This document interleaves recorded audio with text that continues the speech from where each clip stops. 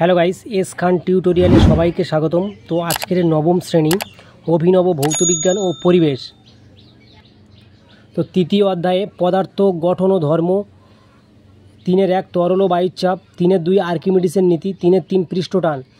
এই তিনটি থেকে আমি 20টি অতি গুরুত্বপূর্ণ প্রশ্ন দিয়েছি এবং 3-4 সান্দ্রতা, 3-5 বার্নৌলির নীতি, 3-6 স্থিতিস্থাপকতা। এর থেকে অতি গুরুত্বপূর্ণ 20টি প্রশ্ন আজকে দেব এবং এই ভিডিওর ডেসক্রিপশান বক্সে 3-1, 3-2, 3-3 যে ভিডিও করেছিলাম, ডেসক্রিপশান বক্সে আজকের এর ভিডিওর লিঙ্ক দিয়ে দেব। সান্দ্রতা কাকে বলে? তো উত্তর, যে নিজস্ব ধর্মের জন্য কোনো তরল তার অভ্যন্তরস্থ বিভিন্ন স্তরগুলির আপেক্ষিক গতির বিরুদ্ধে বাধা সৃষ্টি করে তাকে ওই তরলের সান্দ্রতা বলে। 2-এর দাগে প্রশ্ন, ধারারেখ প্রবাহ কাকে বলে? উত্তর, যে প্রবাহীর যে কোনো বিন্দুতে প্রবাহী কণার বেগ মানে ও দিকে সময়ের সঙ্গে অপরিবর্তিত থাকে তাকে ধারারেখ প্রবাহ বলে। 3-এর দাগে প্রশ্ন, দুটি ধারারেখা কখনো পরস্পরকে ছেদ করে না কেন? কারণ দুটি ধারারেখা পরস্পরকে ছেদ করলে ছেদবিন্দুতে দুটি ধারারেখা অপর দুটি স্পর্শক টানা যায়, অর্থাৎ ছেদবিন্দুতে প্রবাহী কণার বেগের একই সঙ্গে দুটি অভিমুখ পাওয়া যাবে না, তাই বাস্তবে সম্ভব নয়। 4-এর দাগে প্রশ্ন, ধারারেখা কাকে বলে? উত্তর, ধারারেখ প্রবাহে প্রবাহীর একটি নির্দিষ্ট কণা যে পথ ধরে চলে তাকে ওর ধারারেখা বলে। 5-এর দাগে প্রশ্ন, সান্দ্র বল কাকে বলে? উত্তর, কোনো তরলের বিভিন্ন স্তরের মধ্যে আপেক্ষিক গতির থাকলে যে অভ্যন্তরীণ বল ওই গতিকে বাধা দেয় তাকে সান্দ্র বল বলে। 6-এর দাগে সান্দ্রতা ও ঘর্ষণ কাকে বলে? ঘর্ষণের পার্থক্য।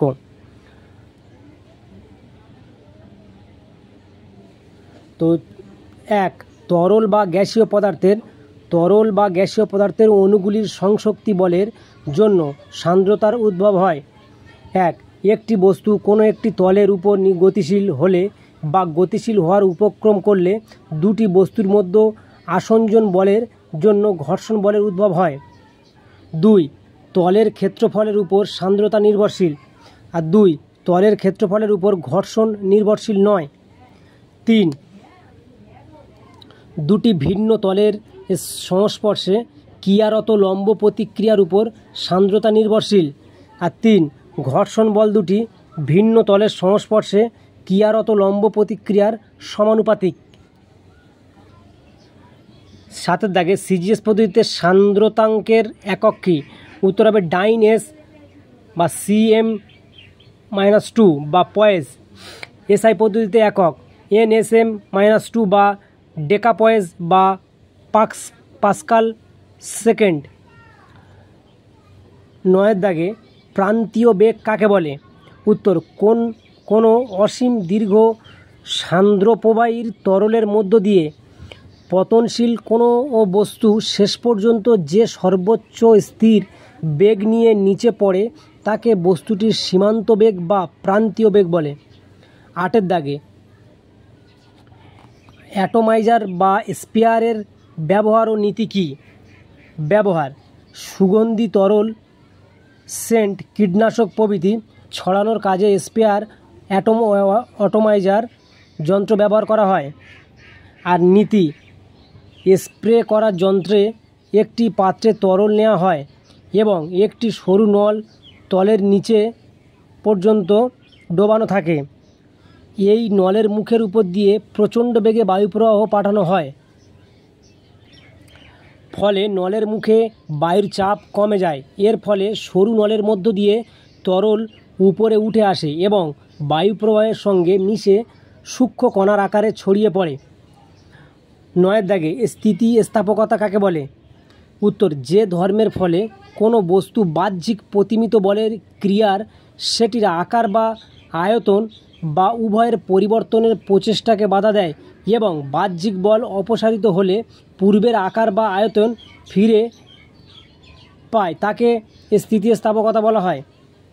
10-এর দাগে রবার অপেক্ষা ইস্পাত বেশি স্থিতিস্থাপক কেন? উত্তর, সমদৈর্ঘ্য ও প্রস্থচ্ছেদযুক্ত রবার ও ইস্পাতের মধ্যে সমপরিমাণ বিকৃতি সৃষ্টি করতে রবার অপেক্ষা ইস্পাতের অধিক বল প্রয়োগ, অর্থাৎ ইস্পাতে পীড়ন অনেক বেশি, তাই রবার অপেক্ষা ইস্পাত বেশি স্থিতিস্থাপক। 11 দাগে বিকৃতি কাকে বলে?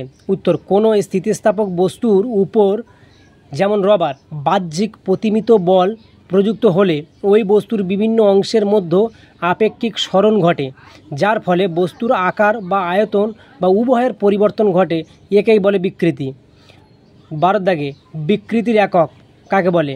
দুটি সমজাতীয় রাশির অনুপাত বলে কোনো একক নেই, এটি একটি সংখ্যা মাত্র, একে বিকৃতি একক বলে।